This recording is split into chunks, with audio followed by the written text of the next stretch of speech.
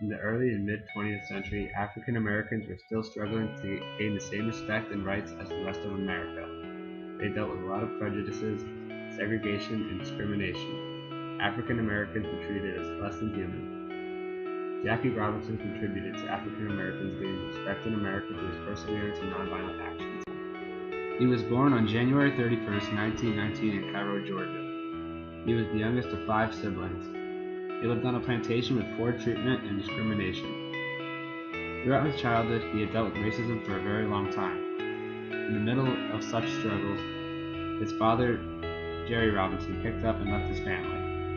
With little money and their main provider gone, his mother Molly took her children to live with their Uncle Burton in Pasadena, California. Racism and discrimination followed them to Pasadena. Neighbors were furious that African Americans were living in the neighborhood. The Robinsons received a number of cruel threats. From the time he was a kid, he excelled in sports. In high school, he was a star in football, basketball, track, and baseball. He graduated from Meagher Technical High School. He went on to Pasadena Junior College, so he could still be around to support his brothers. Later, he went on to UCLA. He took his athletic abilities there and continued to stand out in football, track, basketball, and baseball.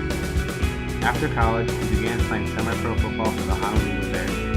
He played one game with the Bears before Japan attacked Pearl Harbor in 1941, and he was drafted into the U.S. Army.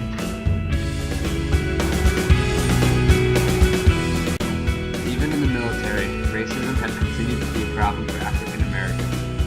They were looked at as incapable of fighting in combat. White soldiers constantly saying they were undisciplined, morally slack, mentally deficient, and cowardly in battle. Despite the racism in the military, it didn't take long before Jackie was named second lieutenant in the U.S. Army in 1943. He was then assigned to Fort Riley, Kansas, but was harassed by soldiers and experienced very intense racism. Due to the issues he faced at Fort Riley, he was moved to Fort Hood in Texas. Not much changed in Texas. He was still harassed and no one respected him, all because of his race. Later in 1944, Jackie had been fed up with being discriminated by his fellow soldiers and refused when asked to move to the back of the bus. When he refused to give up his seat, he was arrested and was then honorably discharged from the military. He returned home from the Army, where he continued to face racism, humiliation, discrimination, and segregation, which he had dealt with his whole life. When he returned home, he began to pursue his career in baseball. In 1945, sports were still segregated. There was the Professional League and there was the Negro League. The Negro League, however, was less important and looked at as mediocre athletes. It wasn't long after his return home that he had signed with the Kansas City Monarchs in the Negro League. He was happy to be playing baseball for a living.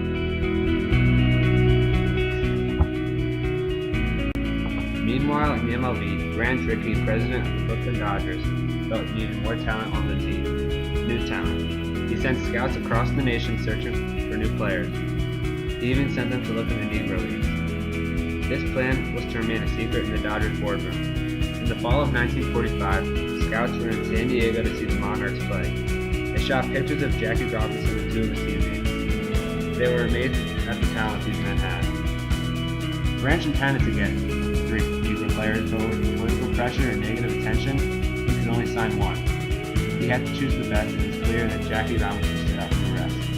So he signed him to the Brooklyn Dodgers. Jackie Robinson and Branch Rickey had just made history. Today, Branch is viewed as the genius of baseball. Jackie was the first African American to play in Major League Baseball.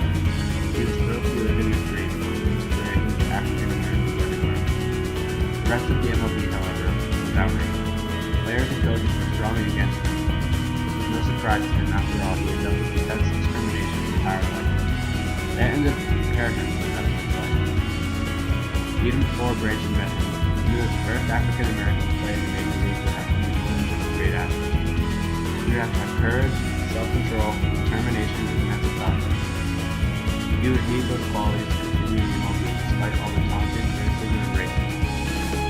Jackie would have to represent himself as a man of great character to prove the haters wrong. Branch knew the first time he slipped up, the days in the MLB would be over.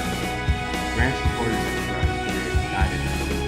He had to block out everything that was being said to focus on baseball, but this was not his success. At just about every game he played, he was taunted in some way. This caused great frustration for him and made it hard to focus.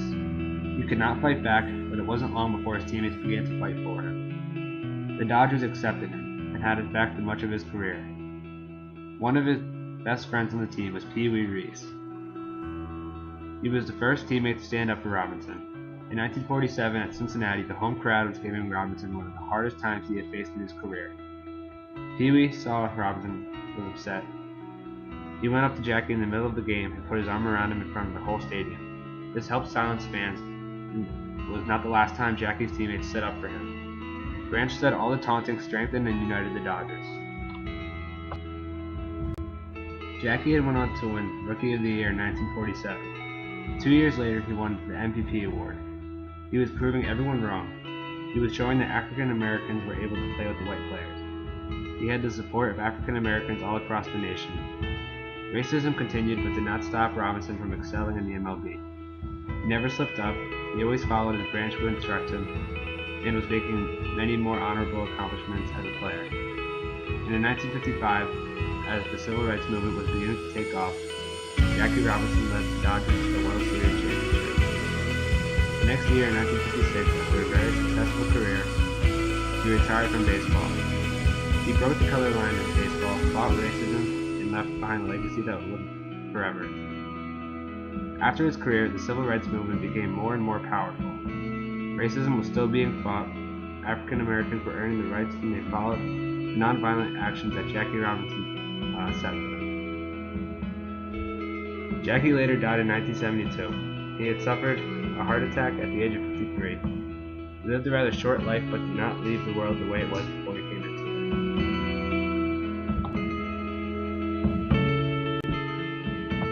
Today's sports are not segregated, and Jackie Robinson is the reason for that.